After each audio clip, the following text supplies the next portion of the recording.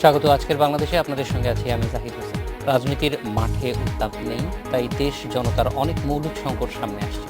সুশাসনের নজর দেওয়ার দাবি উঠে আসছে সংসদের চলতি অধিবেশন থেকে। রাজপথে সরকার বিরোধীরাও জাতীয় বিষয়ে মনোযোগী। এতে অবশ্য সমাধানের চেয়ে রাজনৈতিক ফায়দা আদায়ের চেষ্টাই বেশি। এসব নিয়ে আজকের আলোচনা সংযত রাজনীতি। কথা বলতে আজ আমাদের সঙ্গে স্টুডিওতে আছেন বাংলাদেশের সমাজতান্ত্রিক দলের সাধারণ সম্পাদক কমরেড খালেকুজ্জামান, বিএনপি চেয়ারপারসনের উপদেষ্টা ব্যারিস্টার হায়দার আলী এবং আওয়ামী লীগের উপপ্রচার সম্পাদক অসীম কুমার কুকি। আপনাদের তিনজনকে স্বাগত। আমরা একটু ব্যারিস্টার হায়দার আলীকে দিয়ে শুরু করব, কারণ রাজপথের কি অবস্থা আমরা জানি যে জানুয়ারির পরে টানা দীর্ঘ আন্দোলনের পর এখন এক ধরনের একটা বলা যায় শীতনিদ্রার মতো প্রস্তুতি চলছে হয়তো কোনো কিছুর। আসলে কি অবস্থা, পলিটিক্স কি কোন দিকে যাচ্ছে? জি, ধন্যবাদ জনাব জাহিদ। জাহিদ হোসেন, যে আপনার আসলে বর্তমানে বাংলাদেশ রাজনীতির এটা চরম ক্রাইসিস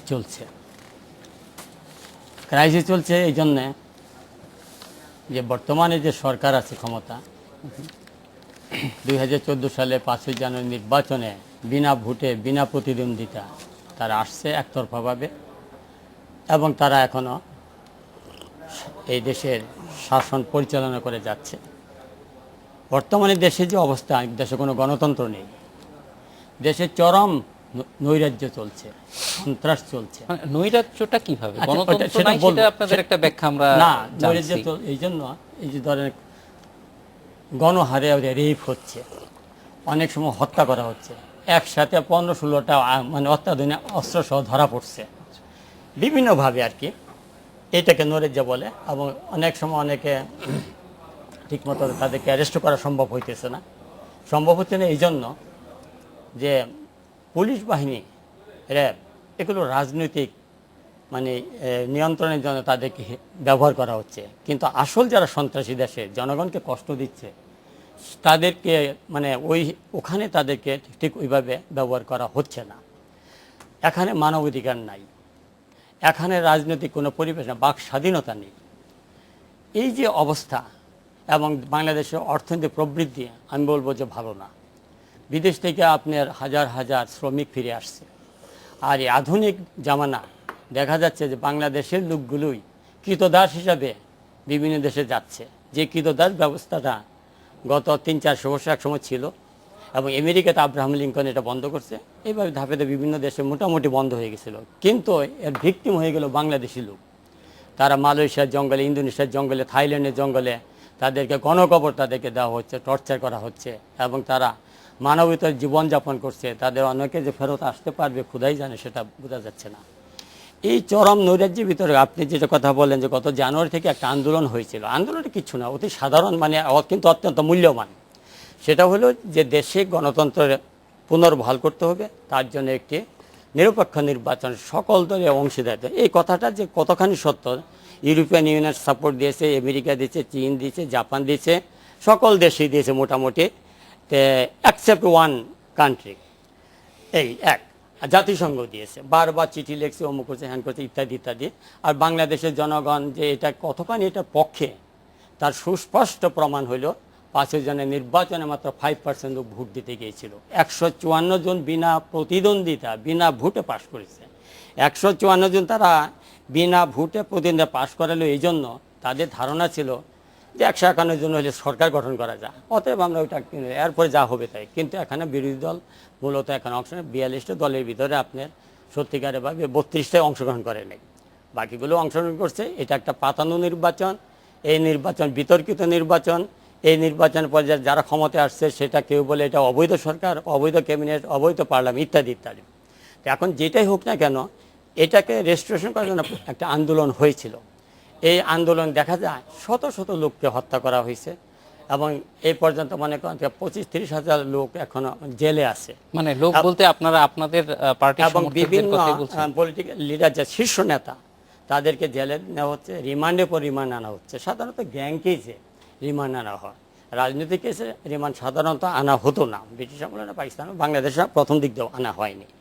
কিন্তু এখন তা হচ্ছে তাদের অতি থার্ড ক্লাস মানে কয়েদির মতো ব্যবহার করা হচ্ছে, এবং অনেকে গুলিতে অনেক লোক মারা গেছে, আপনারা জানেন শত শত লোক গুলিতে মারা গেছে, অনেকে পঙ্গু হয়েছে, অনেক ইত্যাদি ইত্যাদি। তো এই পরিস্থিতিতে মনে করেন এখন এই মুহূর্তে মনে হচ্ছে যে না, ওই যে আপনি যে আজকে যে শিরোনামটা খুব সুন্দর, যে মাঠে রাজনীতি উত্তাপ নেই, এটা মনে হচ্ছে এটা কিন্তু একটা ভয়ঙ্কর জিনিস। এটা এতে একটুও খুশি হওয়ার কারণ নাই, কারণ আকাশে যখন মেঘ ঘুমট অবস্থা থাকে, বাতাস প্রবাহ বন্ধ হয়ে যায়, তখন মনে হয় যে সব কিছু ঠিক, কিন্তু সেটাই সংকেত দেয় যে সব কিছু ব্যাঠিক, যে কোনো সময় বর্ষণ হতে পারে এবং বজ্রপাত হতে পারে, ঝড় তুফান হতে পারে, ইত্যাদি ইত্যাদি। তো যাই হোক, এখন যে জিনিসটা হলো যে আমরা মনে করি বাংলাদেশের নাগরিক হিসাবে, বিএনপি চেয়ারপারসন উপদেষ্টা হিসাবে না শুধু, সেখানে যে এখানে একটি নিরপেক্ষ নির্বাচন অতি শীঘ্র হওয়া প্রয়োজন, সকল দলে অংশগ্রহণে ভয় কোনো কারণে। সরকারি দল মনে করতে এই তো আমি পত্র হারাইলাম, আমার চেয়ারটা চলে গেল, তাতে কি আছে? বাংলাদেশের যে ইতিহাস ঐতিহ্য গড়ে উঠেছে রাজনৈতিক, সেখানে দুইটি দলের প্রভাব আমরা লক্ষ্য করছি, বিএনপি এবং আওয়ামী লীগ। বিএনপি একবার পাওয়া যায় 5 বছর, আওয়ামী লীগে যায়, কিন্তু আওয়ামী লীগের প্রবলেমটা হলো চিরদিন থাকতে চায়, একদম কিয়ামত পর্যন্ত। এখানেই সমস্যা। এই রোগ আমরা যারা রাজনীতি করি না তারা দূর থেকে দেখি এই রোগ প্রায় মানে প্রধান দুই দলের মধ্যেই আছে। আপনারাও যখন ক্ষমতায় ছিলেন, যাওয়ার সময় মনে হয় না যে আপনাদের এরকম চিন্তা আছে যে আসলে ক্ষমতা ছাড়াও থাকা যায়। সেটা অন্য প্রসঙ্গে, এই প্রসঙ্গে আমরা বাড়াবো না। অসীম কুমার উকিল, আপনার কাছে আসবো। এই যে একটা চিত্র আমরা রাজনীতির পেলাম, সেটাও একটা চিত্র, দেশের অনেক মানুষ এরকম দেখছে। আবার অন্যদিকে আপনারাও রাজনীতিটাকে একটু অন্যভাবে দেখছেন। 5ই জানুয়ারি নির্বাচন নিয়ে আপনাদেরও যুক্তি আছে, এবং এখনকার যে গুমট পরিস্থিতির কথা বলা হচ্ছে সেটা নিয়েও নিশ্চয়ই আপনাদের প্রস্তুতি আছে। সেইগুলি কি? আপনাদেরকে ধন্যবাদ আজকের এরকম একটি সুন্দর আলোচনার আয়োজন করার জন্য। ইতিপূর্বে আমার সিনিয়র একজন রাজনৈতিক নেতা বলেছেন, বিষয়গুলো যদি আমি শুরু করি, আমরা এখানে আলোচনা করছি, আমার ব্রেন, আমার চিন্তা, আমার মন কিন্তু এখন মিরপুরে খেলার মাঠে। আমরা যখন ছাত্র মানুষ তখন এই হাঁটি হাঁটি পা পা করে ক্রিকেট খেলা শুরু হয়। আমরা যখন অনেক কষ্টে এই ওয়ানডে স্ট্যাটাস পেয়েছি, আরও অনেক বেশি কষ্ট করে যখন টেস্ট স্ট্যাটাস পেয়েছি, তখনও অনেকে হাসতো। বিশেষ করে আমাদের ক্রিকেট পরাক্রমশালী শক্তি ভারত এবং পাকিস্তান, এরা ক্রিকেট টিম আমাদের খেলা টেলা দেখলে হাসতো। আমাদের ছেলেরা খেলতে যেত, খেলার মাঠ থেকে মাথা নোয়ে আসতো, মায়েরা চলে মুখ লুকাতো, কাঁদতো, মনে মনে সিদ্ধান্ত নিত, শপথ নিত যে আগামী দিনে আমরা দাঁড়াবো। আর আজকের দিনে দাঁড়িয়ে এই তো কদিন আগে পাকিস্তানকে বাংলা ওয়াশ করলো বাংলাদেশের জামাত ছেলেরা, কয়েকদিন আগে ইন্ডিয়ার সাথে ওয়ানডে হয়েছে, আজকেও এটি খেলা হচ্ছে। ওয়ানডেতে প্রথম ওয়ানডেতে আমরা জিতেছি। আজকের খেলার এখনকার পর্যন্ত যে পরিস্থিতিটা, সেই পরিস্থিতিটা দেখে বোঝা যায় আমরা আবার জিতব। বাংলাদেশের ক্রিকেট দলকে আগাম শুভেচ্ছা জানিয়ে বলতে চাই, এই যে উত্তরণ ক্রিকেট অঙ্গন সারা বিশ্বের মানুষ জানছে কি, এটারও যোগ্য অভিভাবক গণপ্রজাতন্ত্রী বাংলাদেশ সরকারের মাননীয় প্রধানমন্ত্রী শেখ হাসিনা। উনি এটা মানে নিজে হাতে গড়ে তুলছেন, সময় দিচ্ছেন, শ্রম দিচ্ছেন, যেখানে যেটা করা দরকার সবটুকু করছেন, একেবারে অভিভাবকের মতো সমস্ত কর্মকাণ্ড করে করছে, সফলতাগুলি নিয়ে আসছেন। হায়দার ভাই অনেকগুলি কথা বলেছেন, এই কথাগুলি সবগুলি আলোচনা করা যাবে না তা না, কিন্তু আমরা এগোতে চাই, আমরা সামনের দিকে এগোতে চাই। বাংলাদেশের ক্রিয়াশীল সমস্ত রাজনৈতিক দলগুলিকে নিয়ে আমরা সামনের দিকে এগোতে চাই। হায়দার ভাই বলছে যে একটা পার্টিসিপেটিভ ইলেকশন করতে হবে। অবশ্যই আমরা পার্টিসিপেটিভ ইলেকশন করব সময় মতো, যখন নির্বাচন কমিশন বলবে সেই সময় আমরা সবাই মিলে একটা পার্টিসিপেটিভ ইলেকশন করব। কিন্তু যে জায়গাগুলি তৈরি হতে হবে আর কি, এখন ভারতীয় রাষ্ট্রপতি প্রণব মুখার্জির সাথে সাক্ষাৎ করব না, কিন্তু আমি রাজনৈতিক অঙ্গনে থাকব। 5 জানুয়ারি নির্বাচন আমি অংশগ্রহণ করব না, বর্জন করব। মাননীয় প্রধানমন্ত্রী শেখ হাসিনা টেলিফোন করে বেগম খালেদা জিয়াকে আমন্ত্রণ জানিয়েছে, সেটা প্রত্যাখ্যান করবে।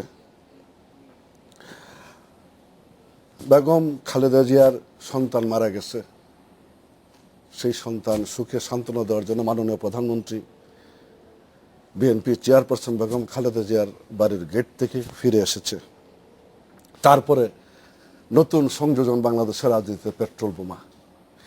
এই যে এই কয়টা বিষয়, এই বিষয়গুলিকে উত্তরণ ঘটিয়ে সম্মুখ দিকে এগিয়ে যেতে হবে।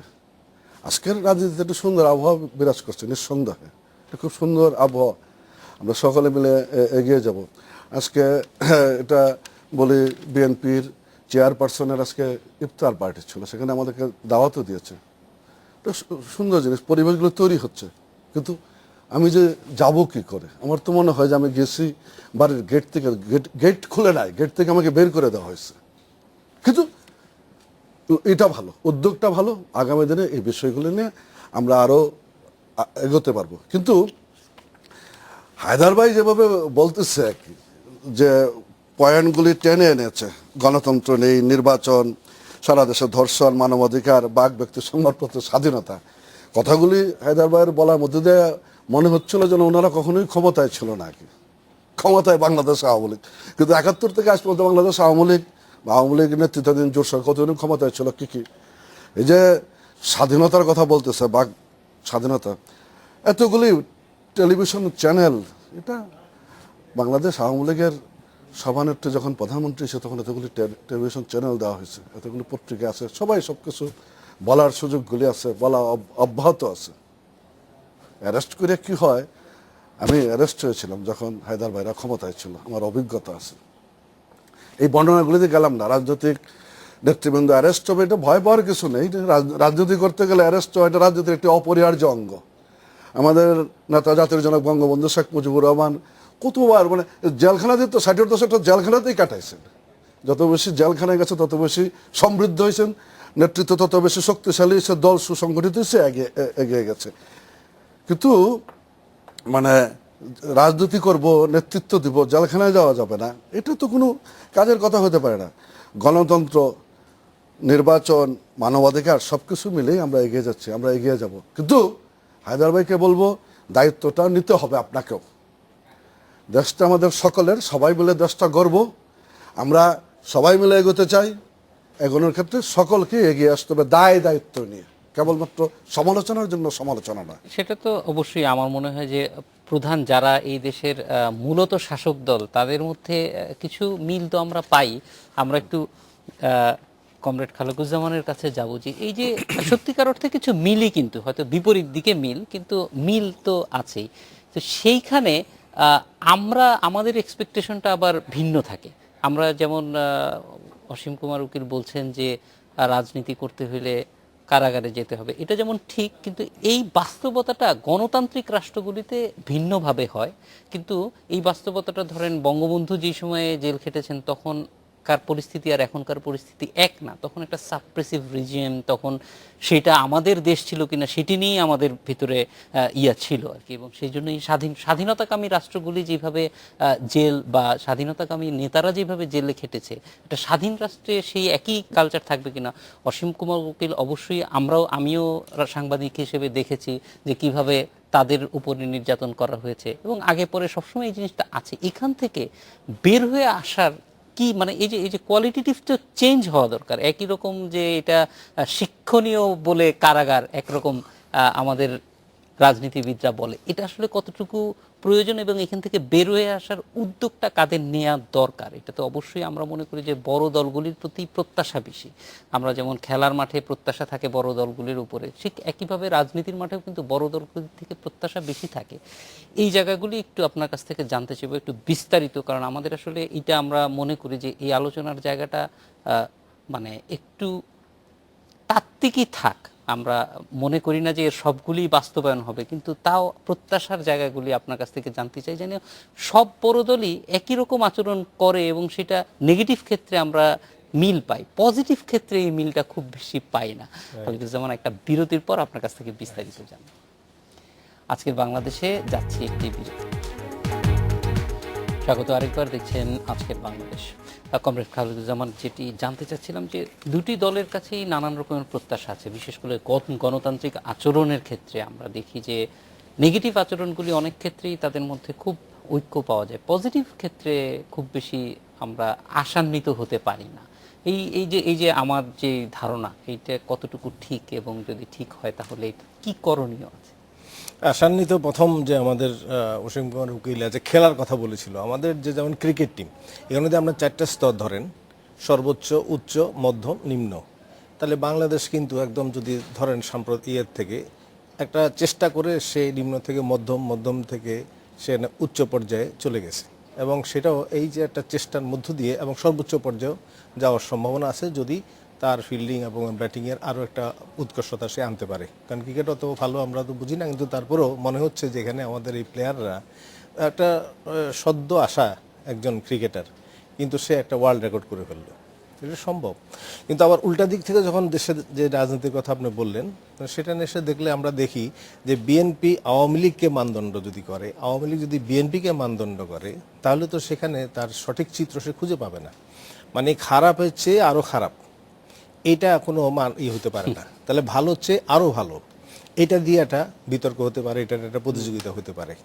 তাহলে এখন যেমন ধরেন যেখানে আমার মানদণ্ড কি হবে, মানদণ্ড হবে যে আমরা উপনিবেশে ছিলাম, ইংরেজদের শাসনে ছিলাম, পাকিস্তানিদের শাসনে ছিলাম, তাহলে আমরা স্বাধীনতা চেয়েছি, স্বাধীনতার জন্য লড়েছি এবং স্বাধীনতা অর্জন করেছি, তাহলে এটা হবে মানদণ্ড। তাহলে সেখানে আপনার কি ছিল মুক্তিযুদ্ধে? সেখানে বলছেন সাম্য, আপনি বলছেন মানবিক মর্যাদা, এবং বলছেন সামাজিক সুবিচার। আর দেশ স্বাধীন পরের সাংবিধানিক অঙ্গীকার কি আপনার?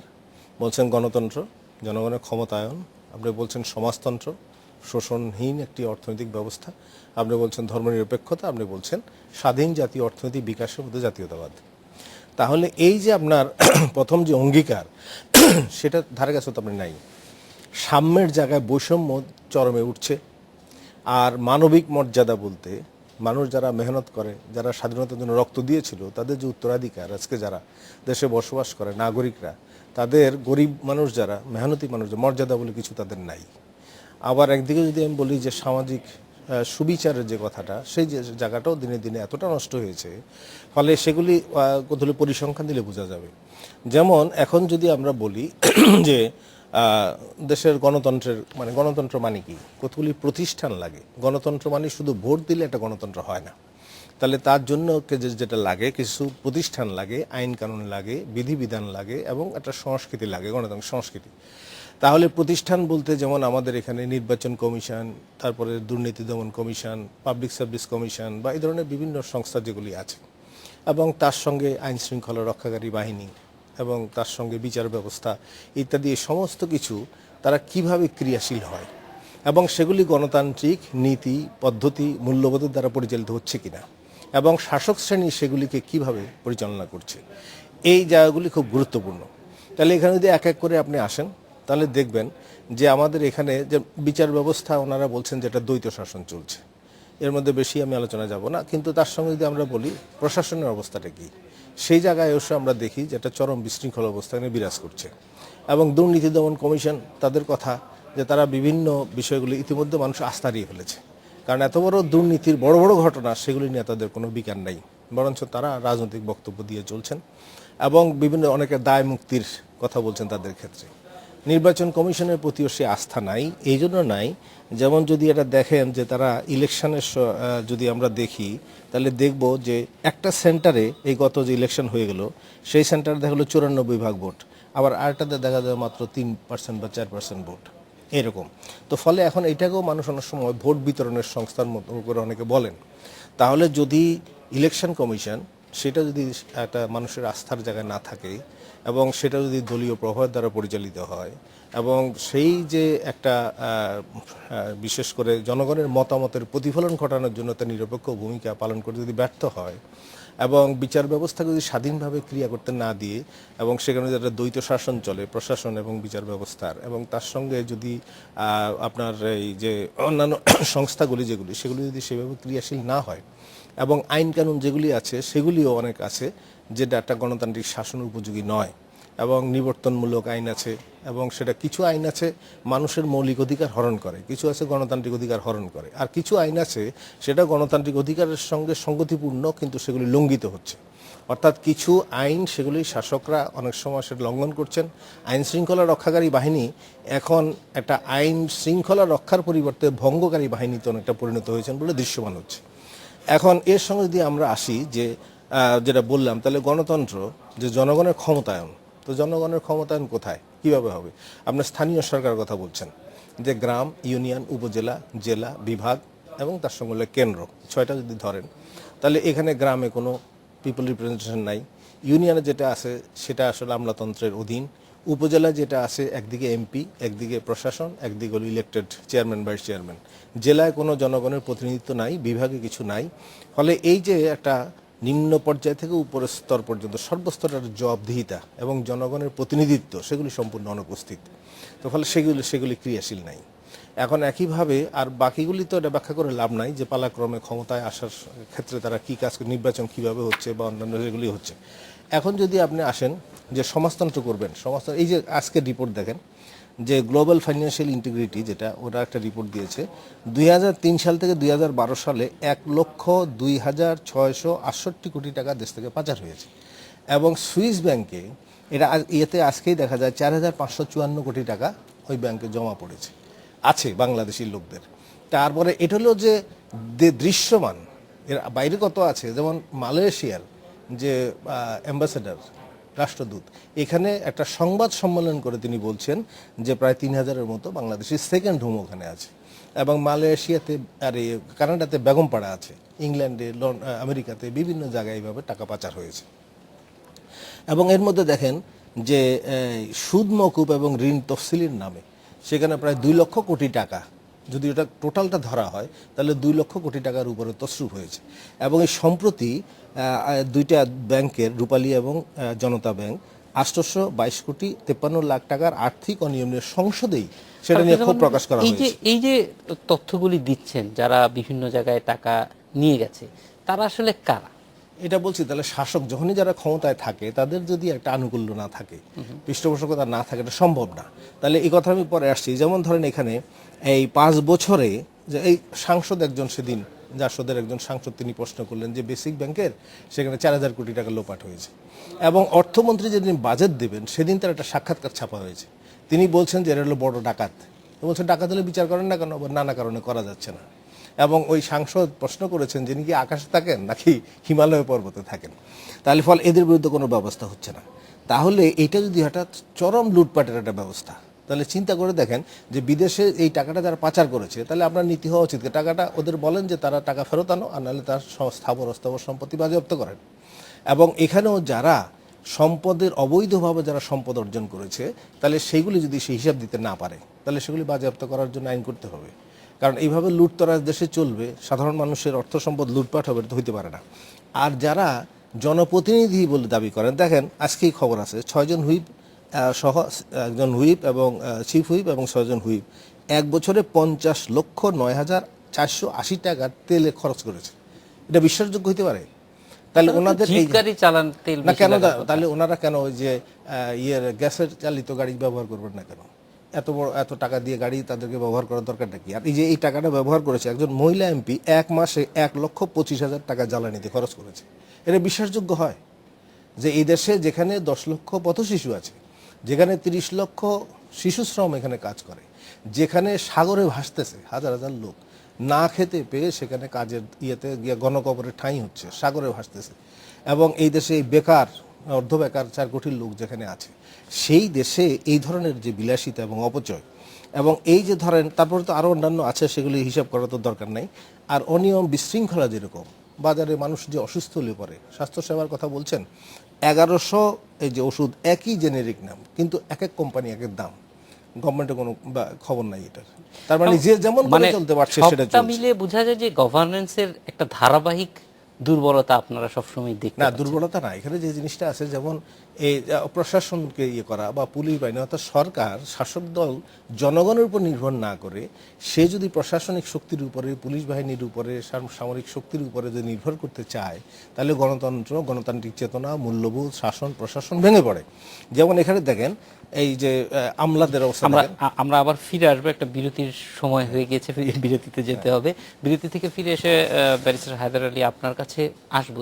এই যে চিত্রটা আমরা তুলে আনলাম, এটা শুধু কোনো একটা রাজনৈতিক দলের বিরুদ্ধেই হয়তো না, কমরেড খালেকুজ্জামানও বলছেন এটা ধারাবাহিকভাবে গত 20-30 বছর বা তার চেয়েও বেশি সময় আমাদের দেশে একটা স্বাধীন রাষ্ট্রেরই যে মধ্যে এই ঘটনাগুলি ঘটেছে, এখান থেকে অর্থ অন্য জায়গায় চলে গেছে, এগুলি সবই বাস্তবতা। কিন্তু এই বাস্তবতার বিরুদ্ধে যাদের কাছে আমাদের চাহিদা, দুটি বড় দল, তাদের দিক থেকে আমরা ডিনায়ালই পেয়েছি সবসময়, যে এটা ডিনায়াল একরকম, যে এটা আমরা কেউ করিনি, তবে হ্যাঁ অপর পক্ষ করেছে। আওয়ামী লীগ সবসময়ই বলেছে যে বিএনপি করেছে, বিএনপি সবসময় বলেছে আওয়ামী লীগ করেছে। আসলে যদি এই দুটো পক্ষেই হয়তো আছে, দুটি ডিনায়ালের যদি সত্য ধরে নেওয়া হয়, তাহলে দুই পক্ষেরই কিছু লোকই সবসময় বলেছে আওয়ামী লীগ করেছে। আসলে যদি এই দুটো পক্ষেই হয়তো আছে, দুটি ডিনায়ালের যদি সত্য ধরে নেওয়া হয়, তাহলে দুই পক্ষেরই কিছু লোক এখানে আছে। তাদেরকে কিভাবে আমরা অ্যাকাউন্টেবিলিটির মধ্যে আনতে পারবো, সেটা কিভাবে সম্ভব, এবং সেটার সঙ্গে আসলে মূল রাজনৈতিক যে ক্রিয়াকলাপ, সেগুলি শুধুমাত্র রাস্তায় হরতাল করার মধ্যে সীমাবদ্ধ না।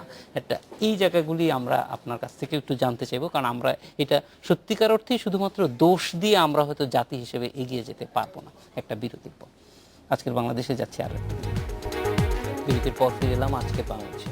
ব্যারিস্টার হায়দার আলী, কমরেড খালেকুজ্জামান অনেকগুলি বিষয় উত্থাপন করেছে, কিন্তু তার মূল যেই কথা সেটা হচ্ছে যে ধারাবাহিকভাবে আমরা যতটুকু বুঝতে পেরেছি যে দীর্ঘ সময়ে আমাদের যে রাজনীতিতে সিদ্ধান্ত গ্রহণ অথবা জবাবদিহিতা প্রতিষ্ঠা করা, সেটার একটা ব্যর্থতা রয়ে গেছে। আপনি একই সঙ্গে এখন রাজনীতিতে আছেন, প্রশাসনের ছিলেন, সব মিলিয়ে যদি একটু নৈর্ব্যক্তিকভাবেই বলেন, আমি এখানে ঠিক রাজনৈতিক দৃষ্টিভঙ্গি বাইরে কি মনে হয় বিষয়টা? ধন্যবাদ আপনাকে। এখানে আমার ভাই অসীম কুমার উকিল কিছু পয়েন্টস আছে, সেগুলো আমি কিছু অ্যাড করতে চাই। অবশ্যই। প্রথম তিনি বলছেন যে বিএনপি চেয়ারপারসন রাষ্ট্রপতি প্রণব মুখার্জি যখন আসলো কেন দেখা করলো না।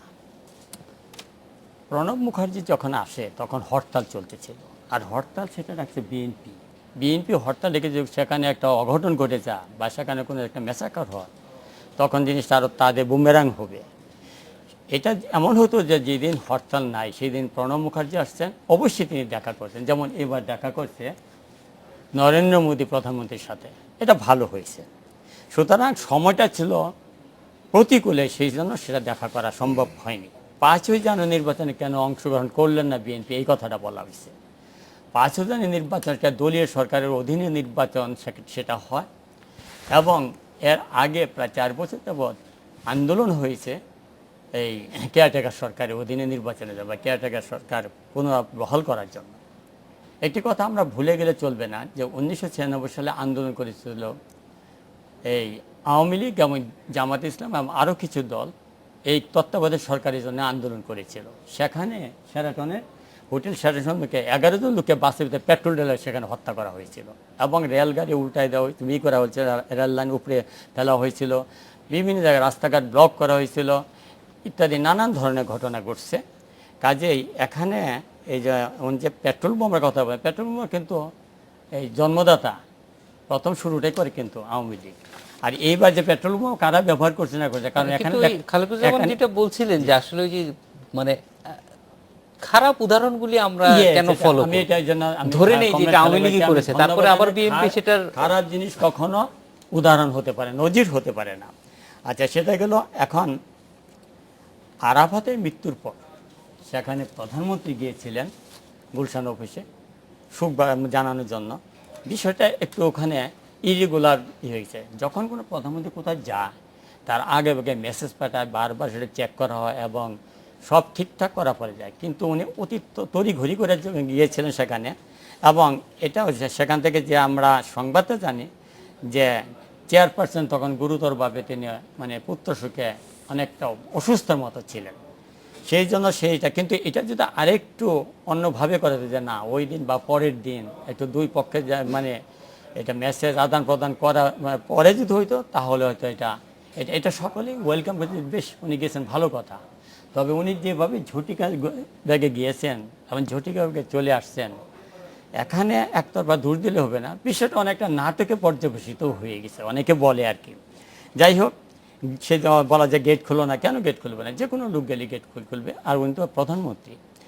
আচ্ছা, এখানে যে আমার ভাই আরেকটা কথা বলছে, দেশে বহু চ্যানেল আছে, বেশ তো ভালো কথা, এটা সুন্দর কথা।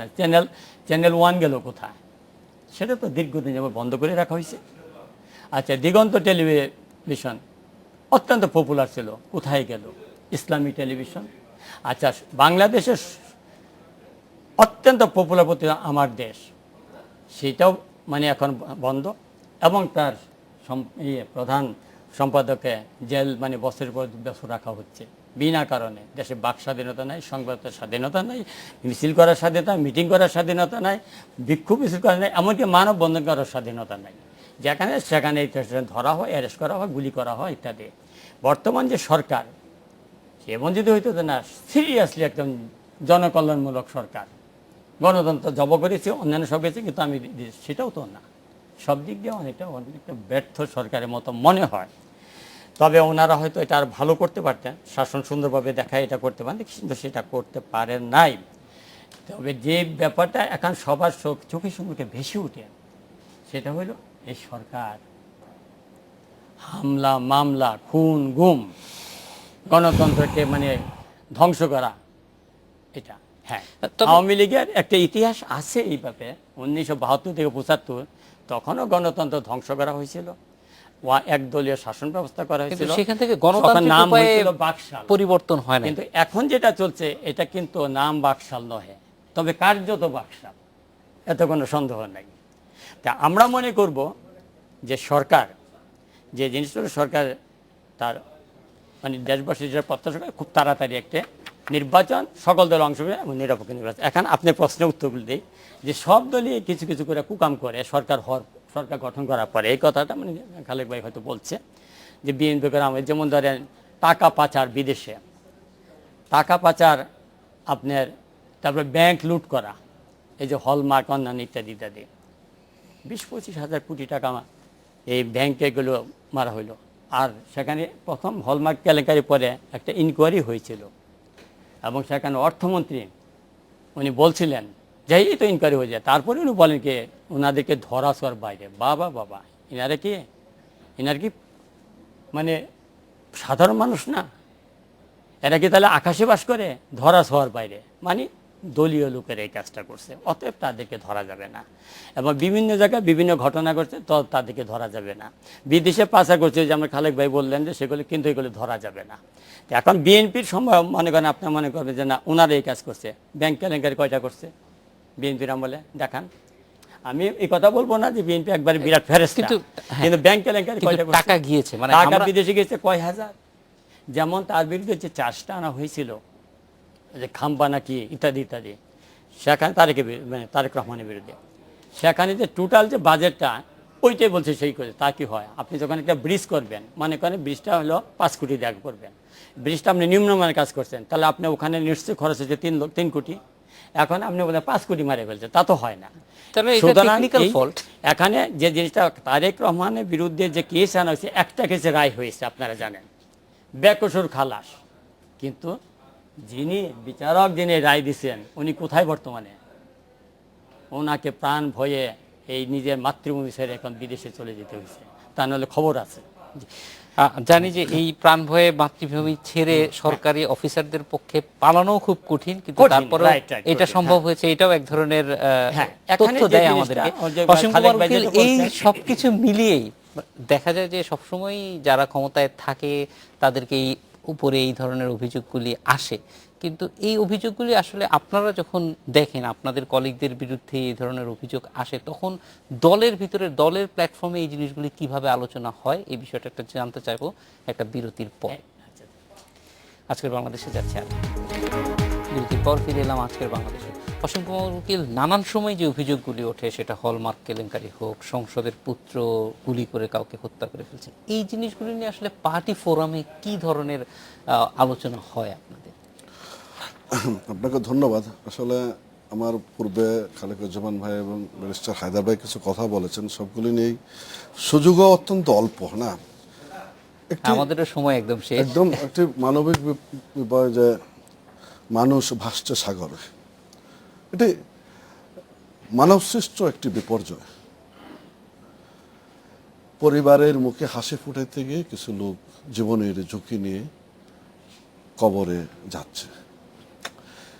এই বিষয়টা দেখেন সাম্প্রতিককালে থাইল্যান্ডের একজন সামরিক বাহিনীর খুব ঊর্ধ্বতন কর্মকর্তা এই ব্যাপারে অ্যারেস্ট হয়েছে। আজকে এই মিয়ানমারের আরাকান প্রদেশের এই বাসিন্দারা এরা এরা এরা কোথাও স্থায়ী বাসিন্দা না, এরা ঘুরছে না, এই বাংলাদেশে, থাইল্যান্ডে, ইন্দোনেশিয়া, মালয়েশিয়া, মধ্যপ্রাচ্যে যাচ্ছে এরা। এই প্রবলেমটা সলভ করা দরকার। কারা দায়ী? ইন্দোনেশিয়া, মালয়েশিয়া, থাইল্যান্ড, মানুষ সাগর পার হচ্ছে, অস্ট্রেলিয়ার থেকে নৌকার যারা চালাচ্ছে, শিপ যারা চালাচ্ছে তাদেরকে টাকা পয়সা দিয়ে করতেছে। Total politics, politician, global politics সব কিছু এখানে ইনভলভ, ইন্টারন্যাশনাল পলিটিক্স পর্যন্ত ইনভলভ হচ্ছে। সেখানে বাংলাদেশের যে এই সমস্যাটা, এই সমস্যাটা সমাধানের জন্য অনেক ভিতরে যেতে হবে। কেন মিয়ানমার দিয়ে এই সংকটটা তৈরি হচ্ছে, মিয়ানমার কেন, আন্তর্জাতিক শক্তি এখানে কারা কারা ইনভলভ আছে, এই বিষয়গুলিকে নিয়ে সকলকে ঐক্যবদ্ধ হয়ে আগাইতে হবে, প্রবলেমটা সলভ করতে হবে। এটিও খুব দুঃখজনক, মানে আমরা টকশোতে যেটুকু আলোচনা করছি বা পত্রিকার পাতায় যা লিখছি বাংলাদেশের এই বিষয়গুলি নিয়ে সকল পর্যায়ের জনমত তৈরির বিষয়টাও কিন্তু সে জায়গায় না, সবাই এগিয়ে আসা দরকার। খালেকুজ্জামান ভাই যে কথাগুলি বলছে এগুলি নিয়ে যদি আলোচনা, একটা টপিক নিয়ে আলোচনা করলে সারা রাত যাবে। সেটা যেমন আমি যে কথাটি বলতে চাই যে আমাদের গণতান্ত্রিক যে প্রতিষ্ঠান কাঠামোগুলির কিছু জায়গা খুব শক্তিশালী করা দরকার। যেমন উনি বলছেন বিচার ব্যবস্থা, নির্বাচন কমিশন, দুদক, এই জায়গাগুলি শক্তিশালী করা দরকার। কিন্তু তারও আগে দরকার আমার পার্লামেন্টটাকে শক্তিশালী করা দরকার। পার্লামেন্টটা যদি আমরা সবাই মিলে অংশগ্রহণ করি, সবাই মিলে যদি যাই, হ্যাঁ, সেখানে বসে আলাপ আলোচনা করব, বিতর্ক হবে, তর্ক বিতর্ক তো থাকবে, তারপরে একটা সলিউশনে পৌঁছবে। কিন্তু আমরা 90-এ সর্বদলীয় ছাত্র নেতা ছিলাম, 90-এর পর থেকে এটা নির্বাচিত সরকার আছে, সেই নির্বাচিত সরকারকে আমরা গণতান্ত্রিক সরকার হিসেবে প্রতিষ্ঠা করার জন্য চেষ্টা করতেছি, কিন্তু সামগ্রিকভাবে হচ্ছে না। দায়িত্ব নিঃসন্দেহে পলিটিশিয়ানের, কিন্তু আজকে হায়দার ভাই যদি দায়িত্বটা অসীম কুমার উকিলের কাঁধে চাপিয়ে দেয়, তাহলে এগোতে পারবো না। উনি হয়তো দলের নেতা কর্মীদের কাছে বাহবা নিতে পারবে। গণতান্ত্রিক প্রতিষ্ঠানগুলি শক্তিশালী করার জন্য সকলকে এগিয়ে আসতে হবে। হয়তো খালেকুজ্জামান ভাই বলবেন যে বড় দলগুলির বড় দায়িত্ব, সেখানে খালেকুজ্জামান ভাই যারা বড় কথা বলে তাদের কি বড় দায়িত্ব থাকবে না? মানে আপনার দল কত বড় এটা ব্যাপার না, আপনি আমাদের নেতা, আমরা যখন ছাত্র রাজনীতি হাতে করে নিয়েছি তখন আপনি জাতীয় রাজনীতি নেতৃত্ব দিচ্ছেন,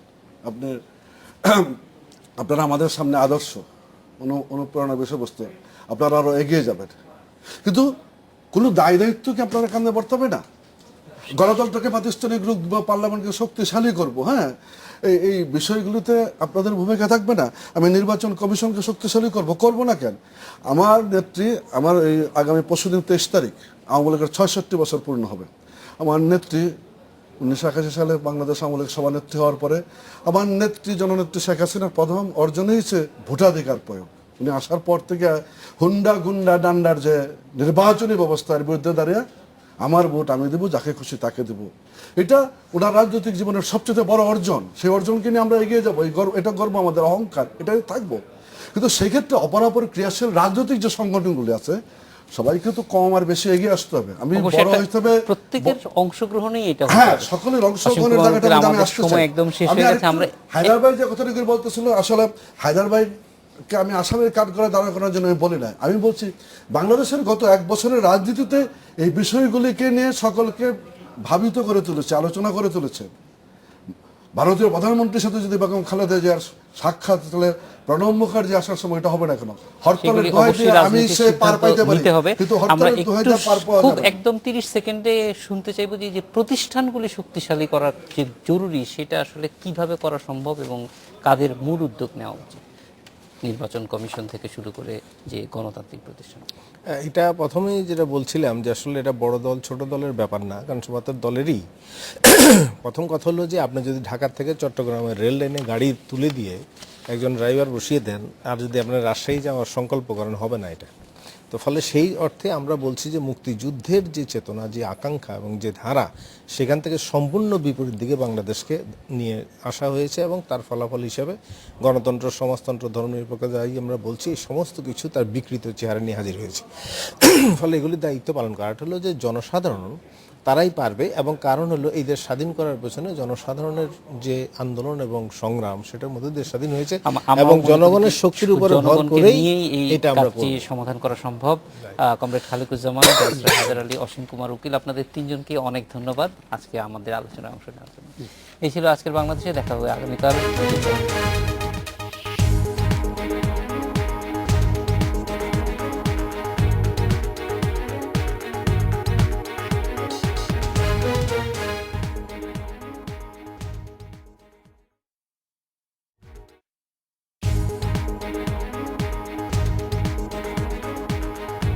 আজকের বাংলা।